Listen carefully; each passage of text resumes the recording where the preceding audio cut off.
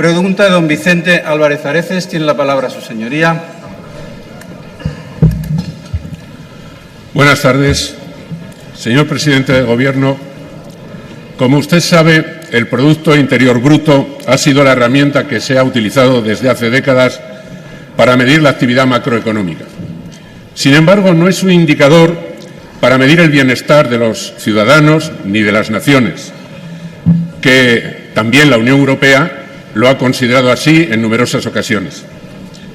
Un buen ejemplo para constatar el uso abusivo que se ha hecho del PIB en relación al bienestar de las naciones o de los pueblos es lo que ha sucedido en nuestro país, en donde, a pesar del crecimiento del PIB, la desigualdad y la pobreza se han incrementado notoriamente en el periodo en el que usted ha gobernado este país.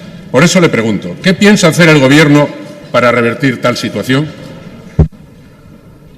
Muchas gracias, senador Álvarez Areces. Señor presidente del Gobierno. Muchas gracias, señor Álvarez Areces.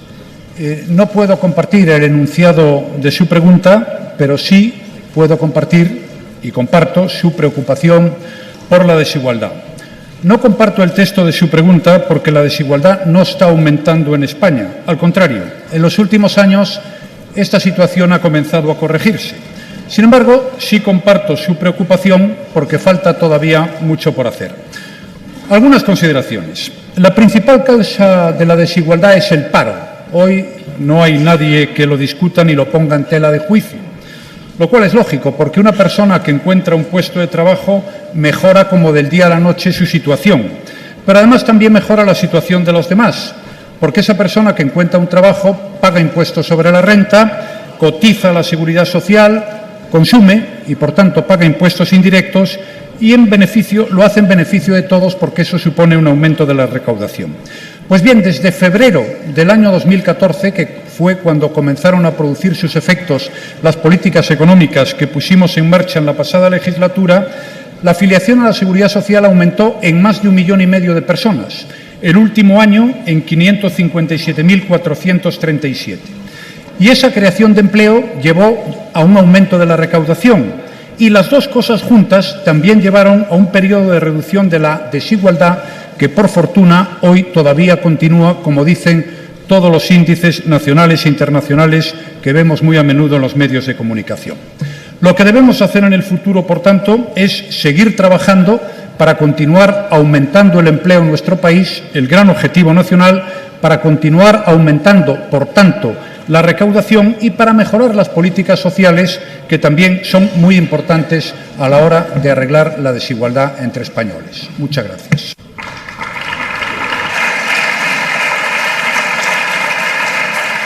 Muchas gracias, señor presidente del Gobierno. Senador Álvarez Areces.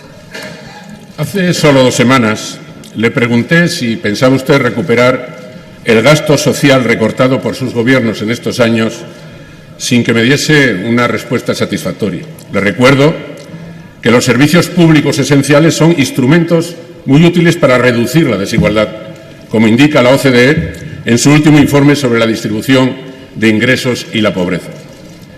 Señor Rajoy, merced a sus políticas, España es hoy el segundo país de la OCDE en el que más ha crecido la desigualdad, tan solo por detrás de Chipre. La pobreza y la exclusión social en España han aumentado de manera alarmante en los últimos años, con 13,4 millones de personas en riesgo de pobreza, y es el segundo país de la Unión Europea en el que más ha crecido la distancia entre las rentas altas y bajas, solo por detrás de Estonia, siendo los hogares más desfavorecidos los que han sufrido una mayor caída de ingresos.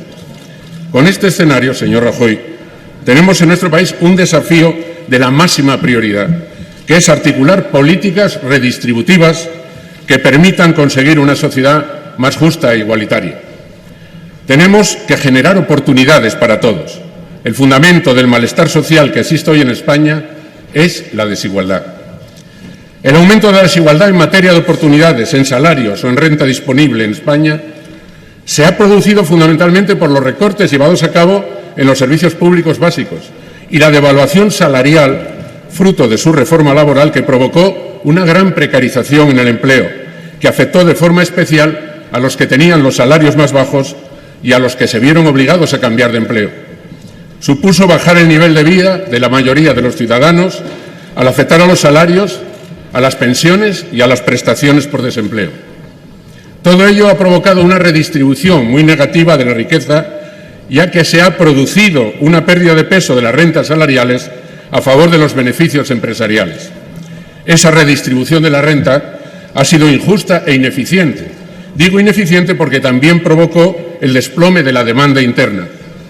Es decir, devaluación salarial, pobreza laboral y aumento de la desigualdad han ido de la mano, por lo que estamos obligados a actuar con urgencia no solo para favorecer la negociación colectiva, sino para acabar con el deterioro de la calidad del empleo y actuar sobre las personas que quedaron sin ningún recurso para vivir dignamente.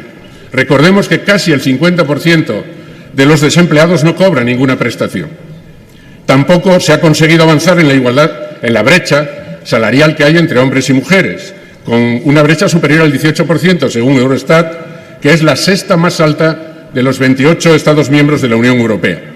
En definitiva, crece el PIB, se recuperan las rentas más altas y aumenta la desigualdad respecto a las rentas más bajas por el menor crecimiento de los ingresos del trabajo. Y para los socialistas, atajar la desigualdad en la distribución de la riqueza, la distribución de las rentas, bajar radicalmente los altos índices de población en riesgo de pobreza es una absoluta prioridad en nuestra acción política y exige tomar medidas de forma inmediata. Sabemos que la creación de empleo, sin duda, es una herramienta eficaz para atajar la pobreza.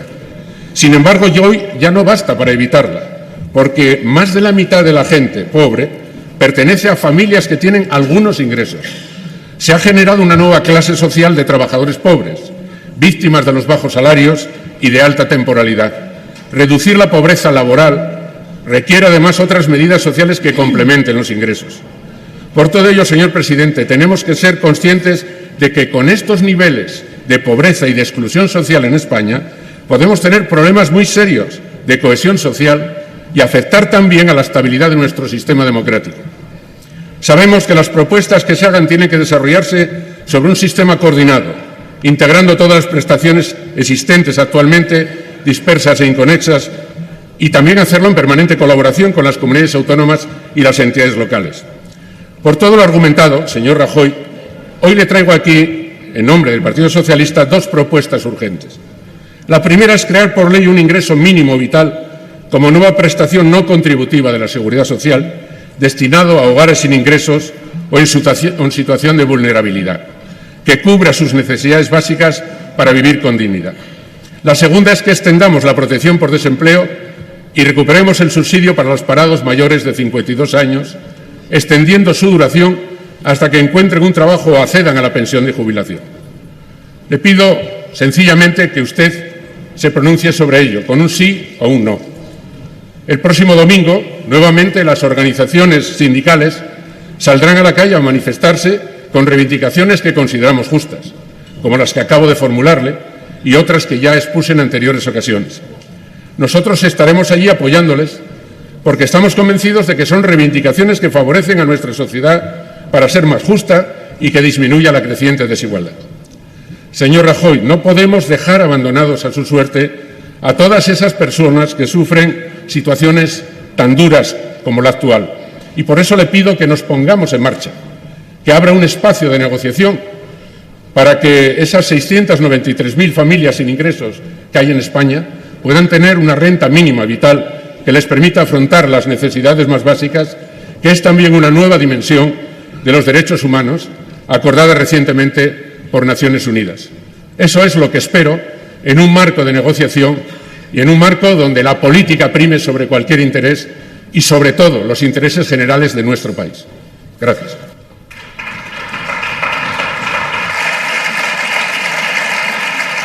Muchas gracias, senador Álvarez Areces. Señor presidente del Gobierno.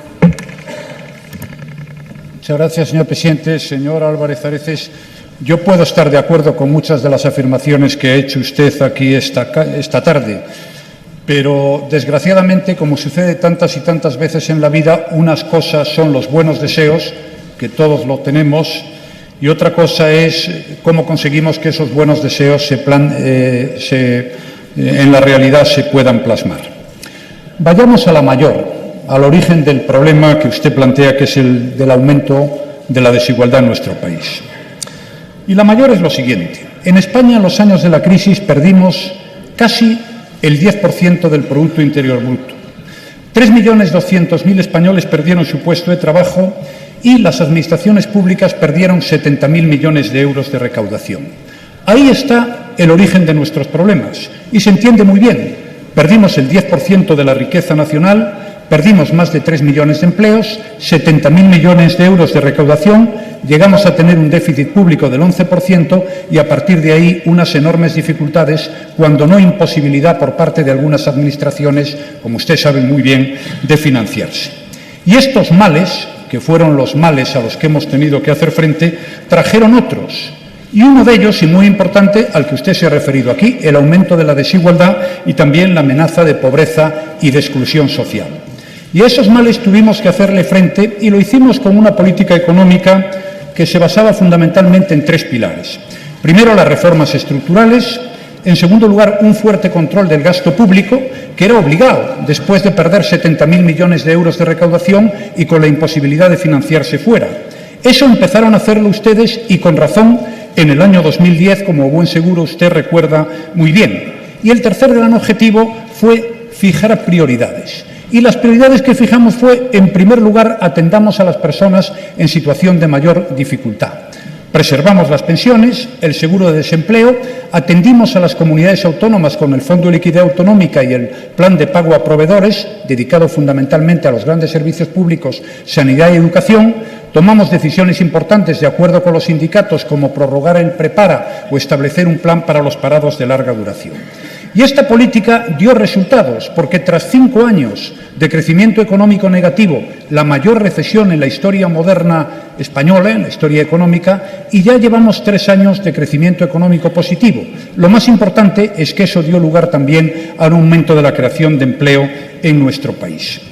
Y cuando eso se produjo, y como no podía ser de otra manera, la tendencia al aumento de la desigualdad pues empezó a mejorar. Y si usted ve los últimos índices que se han publicado, tanto el 80-20 como el Gini, pues ya mejoran después de los empeoramientos de los largos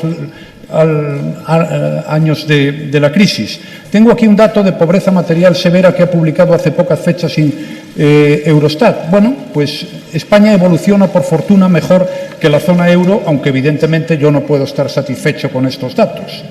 Lo mismo ocurre con el índice AROPE, que fija el riesgo de pobreza. Y lo mismo ocurre con el número de hogares con todos sus miembros en paro o el número de hogares, personas que no pueden llegar a fin de mes. La última encuesta de condiciones de vida publicada por el INE pues nos anima a seguir trabajando intensamente porque vemos que las cosas mejoran. Por eso le decía al principio de mi intervención, no estoy de acuerdo con el enunciado de su pregunta porque no estoy de acuerdo con que las cosas vayan a peor, pero sí estoy de acuerdo con su preocupación por la desigualdad porque es evidente que todavía tenemos mucho que hacer. ¿Y qué tenemos que hacer? Pues mire, seguir trabajando para crear empleo, porque ahí está la clave de todo. Cuando hay gente que no trabajaba y que trabaja, su posición se va a mejorar, vamos a recaudar más dinero, por tanto, podemos atender mejor las necesidades de la gente y mejorar los servicios públicos. Estoy de acuerdo con algo que ha dicho usted en su intervención. Es absolutamente, no digo necesario, sino imprescindible coordinar las políticas asistenciales en España. El número de prestaciones que existen y que pagan las distintas administraciones, la central, las autonómicas y también las locales. Usted ha hecho 2 planteamientos hoy aquí en esta Cámara. Yo estoy dispuesto a considerarlos, pero primero es más importante que tengamos conocimiento de causa, saber qué prestaciones hacen unos, cuáles hacen otros, quiénes cobran unos y quiénes cobran otros. Sinceramente, usted ha tendido su mano para hablar de estos asuntos y yo estoy dispuesto a hacerlo, pero el tema no son los objetivos que persigamos cada uno, que al final serán muy parecidos. El tema y donde está la dificultad es en las recetas y en las políticas económicas que cada uno pretendamos aplicar. Muchas gracias.